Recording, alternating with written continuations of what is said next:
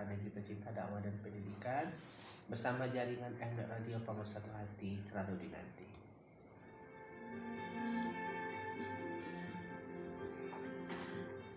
Bismillahirrahmanirrahim. Assalamualaikum warahmatullahi wabarakatuh. Selamat pagi sahabat Tasya, sahabat Sehat Maripro. Alhamdulillah di pagi ini mengawali pekan dalam minggu ini 6 Desember 2021 dan 2 Jumadil Akhir 1443 Hijriah. Kembali kita bersua di udara di ajang tausiah subuh bersama Maripro, makin nyata makin terasa lebih dari jamu tetes biasa.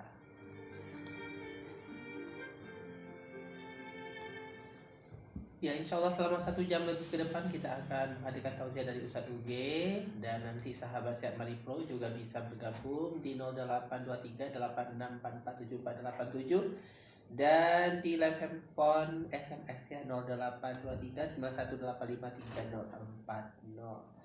Dan selamat pagi juga buat pendengar kami di live streaming Tasya FM bersama Maripro dan seperti Ibu Nisma Nurmin dan sahabat lainnya. Langsung kita sapa Ustadz UG. Assalamualaikum Ustadz. Waalaikumsalam warahmatullahi wabarakatuh. Sehat Ustadz? Alhamdulillah sehat. Alhamdulillah. Silakan disapa sahabat kita Ustadz. Assalamualaikum semuanya sahabatku dimanapun Anda berada. Semoga pada pagi ini dalam keadaan sehat. Amin ya rabbal alamin. Apa tema kita pagi ini Ustadz? Masih adab terhadap penyandang disabilitas bagian kedua. Ini berkaitan dengan Pangeran Kubah nih Ustaz.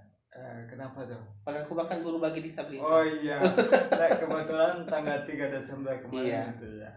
Hari anak autis juga nih Ustaz. Iya. Ya Ustaz silakan langsung saja. Oke. Bismillah. Assalamualaikum warahmatullahi wabarakatuh. Alhamdulillah.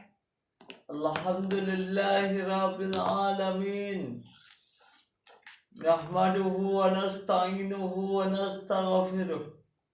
Wa na'udzu billahi min shururi anfusina wa min sayyiati a'malina.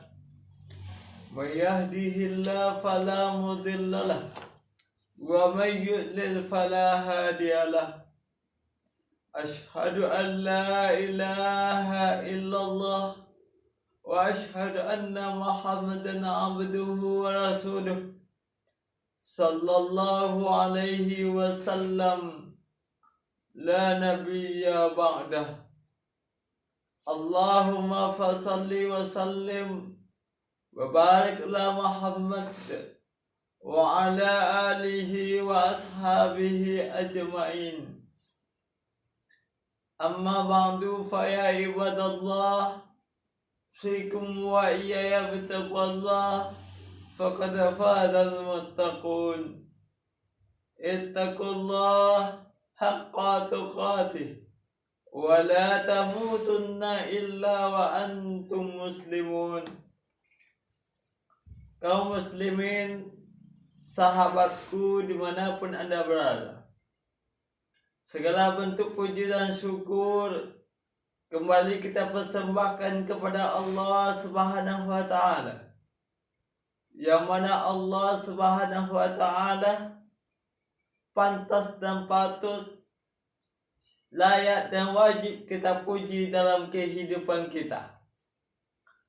Tiada Tuhan selain Allah Subhanahu wa taala, tempat kita menyembah, tempat kita minta tolong dalam kehidupan. Allah Subhanahu wa taala selalu melimpahkan rahmat dan nikmat-Nya kepada kita, sehingga selama nafas kita masih berhembus, mata kita masih tetap dalam keadaan melihat, dan telinga kita masih dapat mendengar, semuanya adalah nikmat Allah Subhanahu wa taala.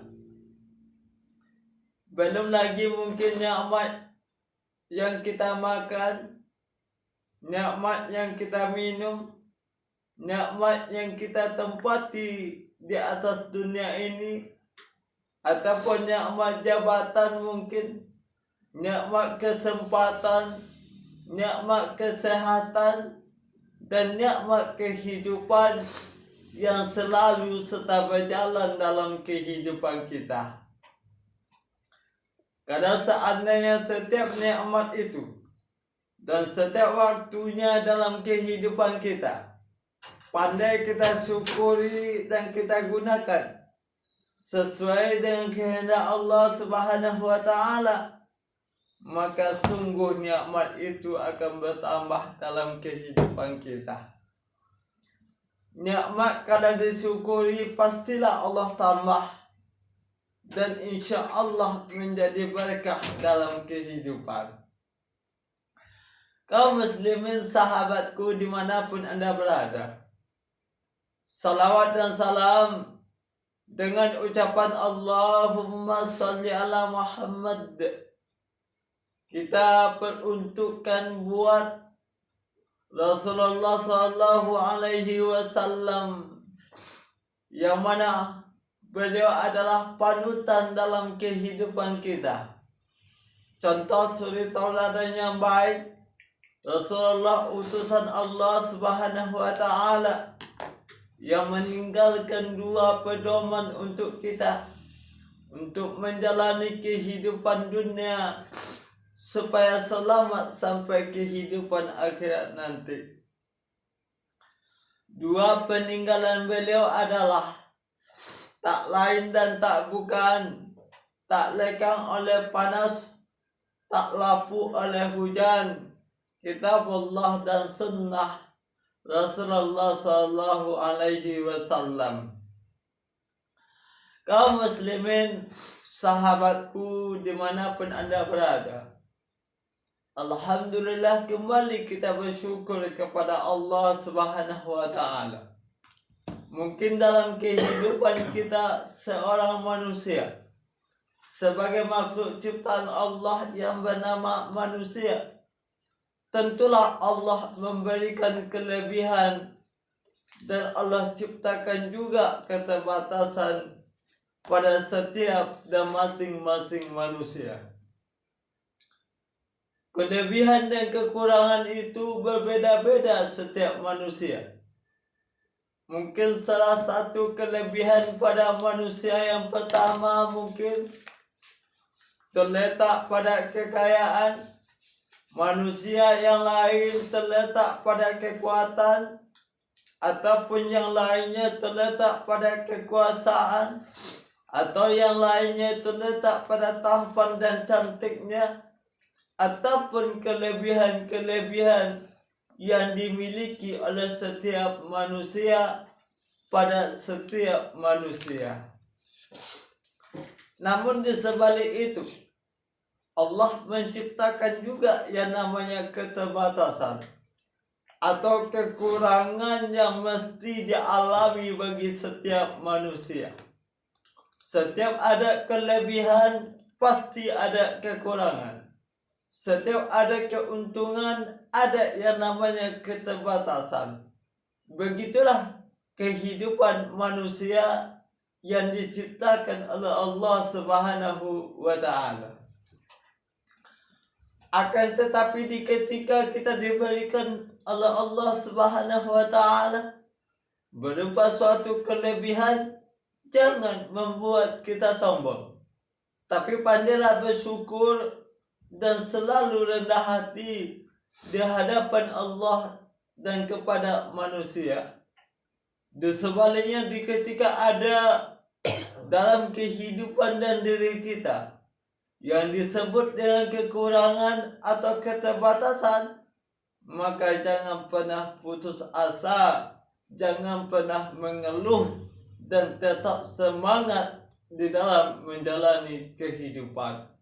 Begitulah semestinya kita umat Islam dalam menjalani kehidupan yang diberikan oleh Allah Subhanahu wa taala.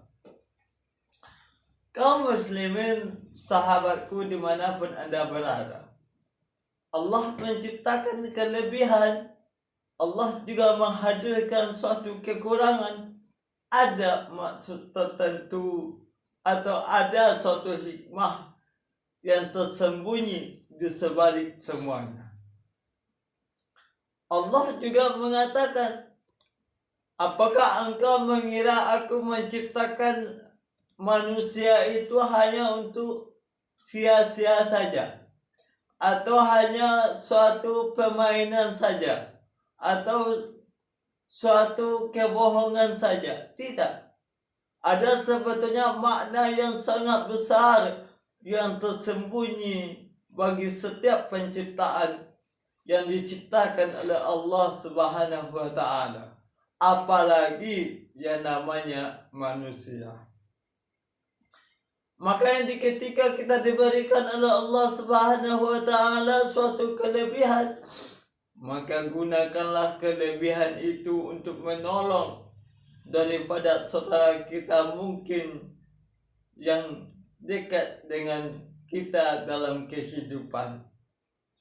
Mungkin mereka adalah orang Islam ataupun non-Islam. Mereka adalah makhluk Allah. Apalagi sesama mukmin. Allah juga katakan, innamal mu'minuna ikhwah.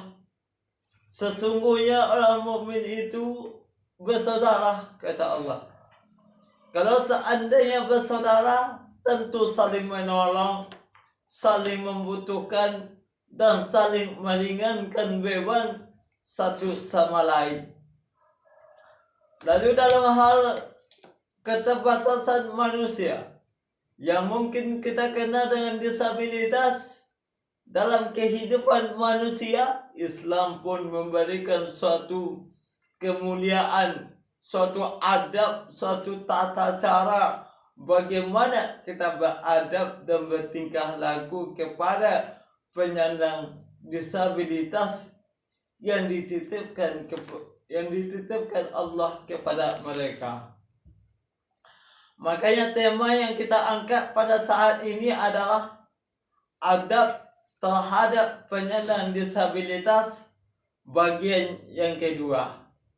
Kaum muslimin sahabatku dimanapun Anda berada, pada pertemuan sebelumnya kita telah menyampaikan bahwasanya adab terhadap penyandang disabilitas itu, yang pertama, Islam itu memandangnya adalah perlakukanlah mereka sama dengan yang lain. Nah, itu suatu hal atau suatu kepentingan atau keharusan yang mesti kita lakukan sesama umat Islam. Perlakukan mereka sama dengan yang lain. Jangan pernah membedakan satu sama lain. Oh, ini karena kekurangan tangan kita bedakan. Ini karena tidak dapat melihat kita bedakan. Ini karena tidak bisa mendengar kita bedakan. Jangan. Sama saja. Itu kan sama-sama ciptaan Allah Subhanahu wa taala. Mereka pun sebetulnya dalam kehidupan mereka ingin diperlakukan sama dalam kehidupan kita.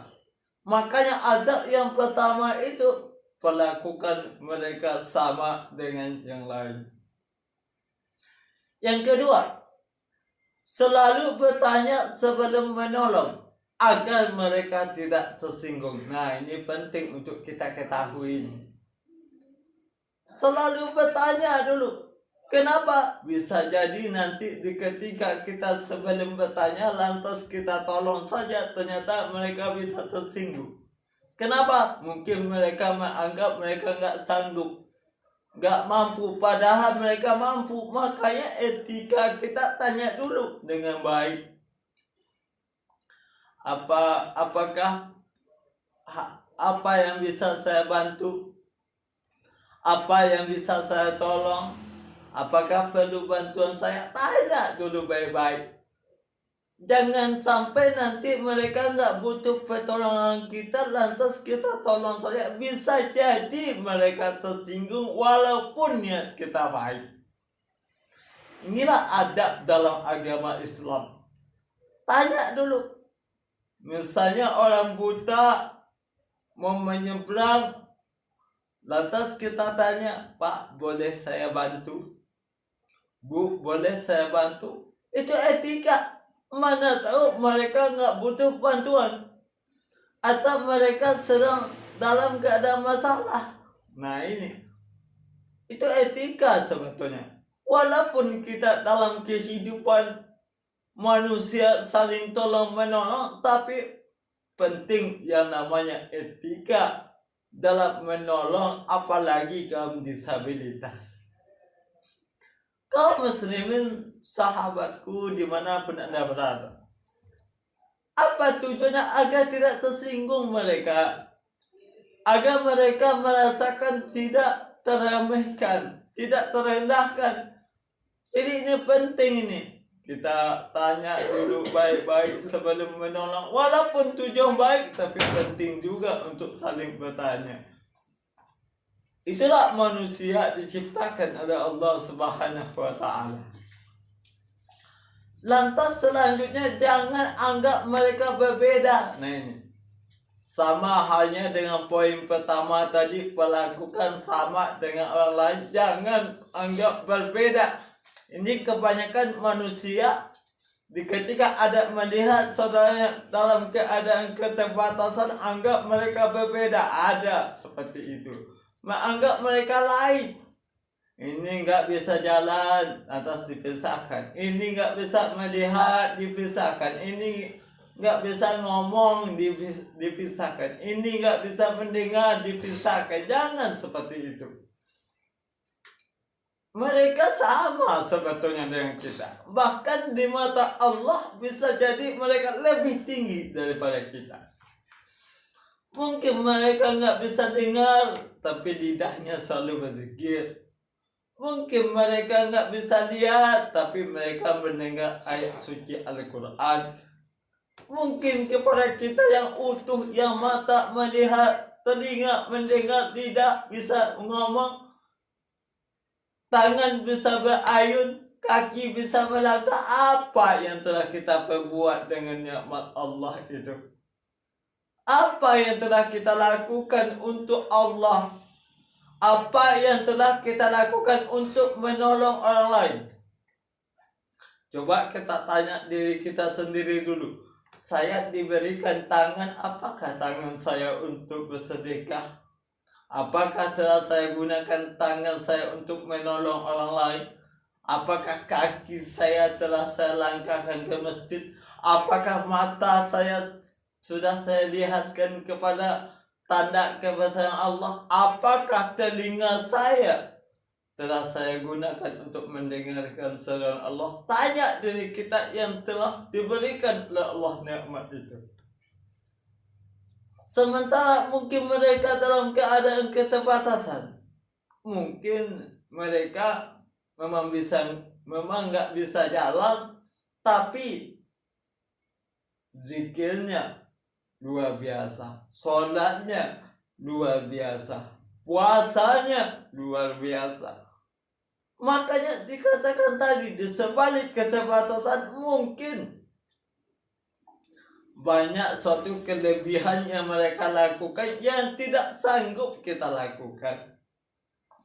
Ada mungkin yang lumpuh itu tapi otak-atik HP, wah luar biasa. Ada mungkin yang buta, wah suaranya dalam bernyanyi dan baca Al-Quran, wah madunya luar biasa. Banyak kelebihan yang tersimpan padanya. Makanya jangan anggap berbeda dalam hal apapun. Dalam pemerintahan mungkin bisa jadi orang yang dalam keterbatasan ini punya potensi lebih dalam mengolah tata negara. Ini nggak tertutup kemungkinan loh. Bisa jadi orang yang keterbatasan fisik lebih hebat daripada orang yang tidak keterbatasan. Ini banyak terjadi loh. Bahkan salah satu Presiden Republik Indonesia dalam keadaan keterbatasan penglihatan mampu memimpin negara. Luar biasa.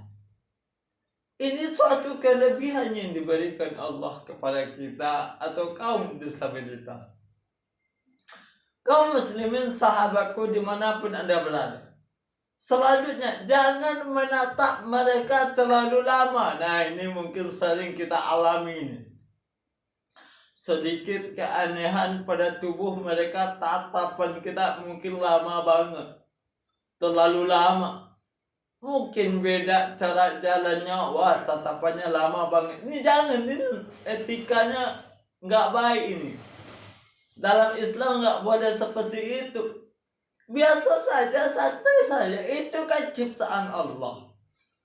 Bukan dia yang berkehendak kok seperti itu. Oh, jalannya seperti itu, bukan dia yang berkehendak, tapi Allah yang menciptakan dia seperti itu. Dia nggak punya tangan, bukan dia yang ingin tidak punya tangan, tapi Allah yang berkehendak dia tidak punya tangan. Dia tidak bisa jalan, bukan dia yang meminta kepada Allah. Tidak pernah dia minta. Kalau kita tanya kepada mereka, bagi yang mereka yang lumpuh, tanya kepada mereka, coba tanya kepada mereka, apakah engkau sebelum lahir engkau minta kepada Allah untuk tidak bisa jalan? Pasti jawaban mereka tidak pernah. Kepada orang buta pun, apakah engkau ketika sebelum engkau dilahirkan ke atas dunia engkau meminta dalam keadaan buta? Pasti jawabannya tidak. Makanya apapun keterbatasan, apapun kekurangan, apapun kelainan, apapun perbedaan yang terdapat pada saudara kita, yang terdapat pada orang lain, yang terdapat manusia manapun, jangan menatap mereka dalam keadaan terlalu lama. Ini menyinggung perasaan mereka ini. Nggak boleh seperti itu. Biasa saja, seperti apa kita lihat orang biasa, seperti itu juga melihat mereka. Nah, ini etika nih. Islam tuh mengajarkan seperti itu, adabnya seperti itu. Ini sedikit tubuhnya aneh, tatapannya lama, bahkan berulang-ulang. Bahkan udah lihat sinis mereka yang penyandang itu, masih kita tatap. Ini nggak ada adab nih, nggak ada etika nih. Apalagi dicaci, dimaki, diejek-ejek. Bahkan dicontoh-contohkan dengan contoh yang tidak baik. Ini sering nih kita lakukan mungkin.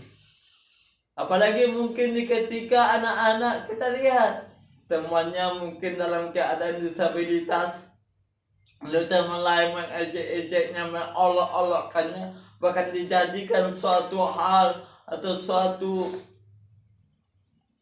agenda, suatu perlakuan yang tidak baik kepada mereka. Ini kadang-kadang kasihan mereka. Udahlah mereka dalam keadaan keterbatasan, nggak sanggup melakukan seperti yang kita lakukan, punya kekurangan, nggak ada kemampuan, diejek lagi, dihina lagi, diperolok-olokkan lagi. Di mana otak kita sebetulnya? Di mana pikiran kita sebetulnya? Itulah manusia diciptakan oleh Allah Subhanahu wa Ta'ala. Bisa jadi mereka lebih tinggi derajatnya atau lebih tinggi kemuliaannya di sisi Allah Subhanahu wa Ta'ala. Bagi mereka yang punya keterbatasan, ada dosa yang tidak pernah dia lakukan dalam kehidupan mereka. Ini seperti yang kita sampaikan pada saat yang lalu. Orang yang buta itu tidak pernah dia melakukan dosa mata. Nggak pernah dalam kehidupannya melakukan zina mata. Nggak pernah. Gimana mau melakukan dosa? Dia aja dalam keadaan buta. Orang yang tuli nggak pernah dia melakukan dosa telinga. Nggak pernah dengar sesuatu suara yang berdosa, yang mengandung dosa. Nggak pernah. Gimana mau dengar? Telinganya nggak berfungsi. Ini suatu keuntungan bagi mereka. Nanti setelah kita nanti dihadapkan kepada kehidupan akhirat, semuanya ditanya oleh Allah. Telingamu kemana engkau dengarkan? Matamu kemana engkau lihatkan? Tanganmu kemana engkau lakukan? Kakimu kemana engkau langkahkan? Semuanya ditanya oleh Allah. Lalu bagi orang yang buta, tidak bisa melihat, apa yang mau ditanyakan? Mereka nggak pernah lihat kok. Bagi orang yang tuli, apa yang mereka harus pertanggungjawabkan? Mereka nggak pernah dengar kok.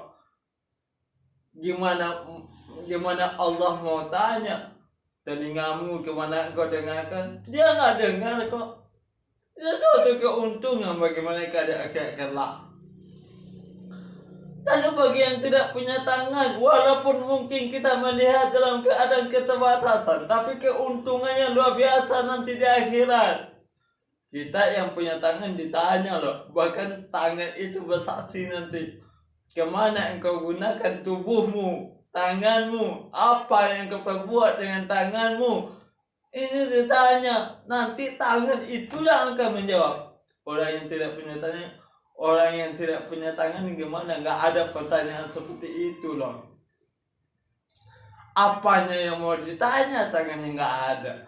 Itu suatu keuntungan bagi mereka. Bagi mereka yang tidak punya kaki, suatu keuntungan bagi mereka di akhirat kelak. Bagi kita yang punya kaki ditanya loh, kaki kamu aku kasih, kata Allah aku ciptakan kamu kaki, kemana engkau langkahkan? Apakah engkau telah pernah atau sering melakukan atau melangkahkan kakimu ke masjid? Ditanya nanti. Atau apakah pernah kakimu melangkah ke arah maksiat, tempat maksiat? Ditanya nanti. Kalau ya, ini dosa kaki nih. Lantas kepada orang yang tidak punya kaki, nggak ada pertanyaan itu. Gimana mau tanya, kakinya nggak ada? Suatu keuntungan bagi mereka. Makanya dikatakan tadi, jangan anggap sepele loh orang disabilitas itu. Bahkan Allah sayang dengan mereka. Bahkan bisa jadi surga milik mereka. Kenapa? Dosanya itu tidak banyak mereka lakukan. Kenapa nggak mampu melakukan dosa? Karena keterbatasan mereka. Nah seperti itu. Kaum muslimin sahabatku dimanapun anda berada. Selanjutnya etika kita terhadap disabilitas itu, cobalah untuk saling menghargai dan saling menolong kepada mereka. Ini yang seperti yang kita sampaikan pada awal tadi. Saling menghargai dan saling menolong. Nggak ada manusia yang hidup di atas dunia ini sekuat apapun mereka, setinggi apapun jabatannya, secantik apapun dia, sekaya apapun dia, seperti apapun keturunannya, pasti butuh manusia lain. Sedangkan kita awal kelahiran kita saja butuh orang lain loh. Kalau nggak butuh orang lain, gimana kita terlahir di atas dunia? Butuh orang lain. Ibu kita butuh ibu kita. Ketika kita dalam keadaan lahir dulu, kita butuh yang namanya dokter, butuh yang namanya bidan, atau segalanya butuh mereka. Lantas ketika kita hidup di atas dunia, wah luar biasa kita membutuhkan manusia lain. Setelah kita mati pun butuh orang lain. Kalau enggak, siapa yang mandikan kita? Siapa yang ngafani kita? Siapa yang nyolati kita? Siapa yang nguburkan kita kalau orang lain? Kalau tidak orang lain. Artinya apa? Saling menghargai dan saling menolong dalam kehidupan. Apalagi kepada orang yang memang betul butuh suatu pertolongan kita, bantuan kita. Kenapa? Mereka dalam keadaan keterbatasan. Jadi mungkin itulah pengajian kita pada saat ini tentang adab terhadap penyandang disabilitas. Perlakukanlah mereka sama dengan orang lain. Selalu bertanya sebelum menolong supaya tidak tersinggung mereka. Jangan anggap berbeda. Jangan menatap terlalu lama dan saling menghargai serta menolong dalam kehidupan kita. Mudah-mudahan tausiah yang kita sampaikan pada saat ini memberikan suatu pelajaran, suatu pengetahuan, dan mungkin dapat kita jadikan evaluasi dalam kehidupan kita. Mungkin selama ini kita telah salah dalam melakukan orang lain yang dalam keadaan keterbatasan. Mudah-mudahan bermanfaat. Fa'tabiru ya ulil absar la'allakum tuflihun. Alhamdulillahirrahmanirrahim. Terima kasih kepada Ustadz Uge yang telah mengadakan kajian mengenai disabilitas ya. Dan bagi sahabat Sehat Mari Pro, kaum muslimin dan muslimat yang ingin bergabung bertanya seputar pengajian beliau, silakan di 0823